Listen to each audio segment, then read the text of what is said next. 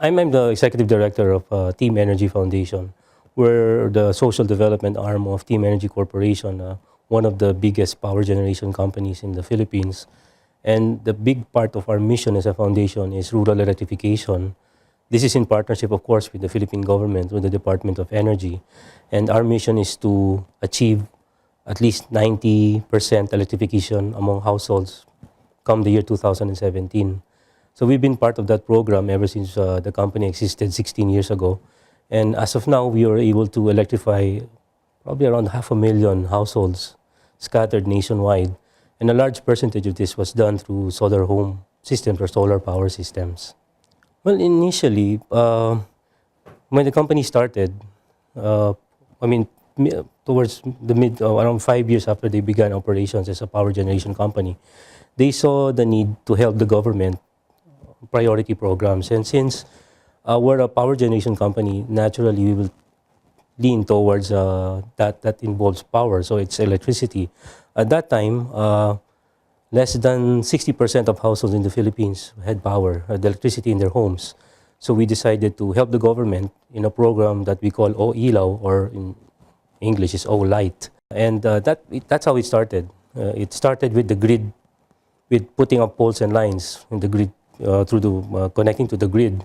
Eventually, we partnered with the USAID, United States Agency for International Development, and the Autonomous Region of Muslim Mindanao, an area in the Philippines that's very known for problems with peace and order, to put in solar home systems in around 400 villages, or around 12,000 households.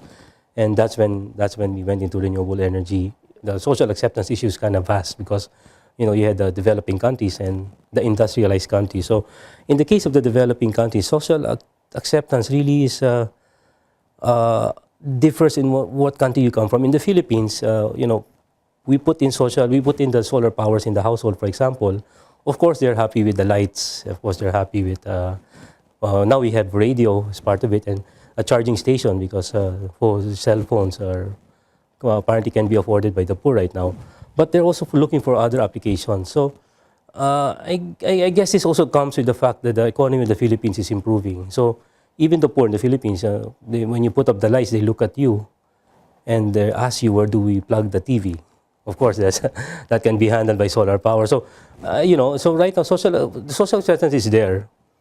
We're talking about small 20-watt peak, for example, systems, and they like the lights and everything. But they're now trying to look for what other applications can you do with solar power. And, well, it's not all about entertainment. It's actually looking into livelihood development.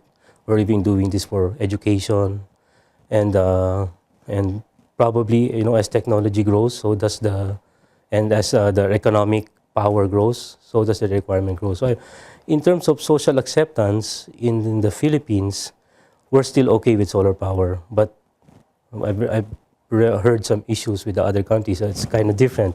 But at the level of Asia, or at least Southeast Asia, solar power is still a solution to not only bring light to households, but also link them up to the outside world.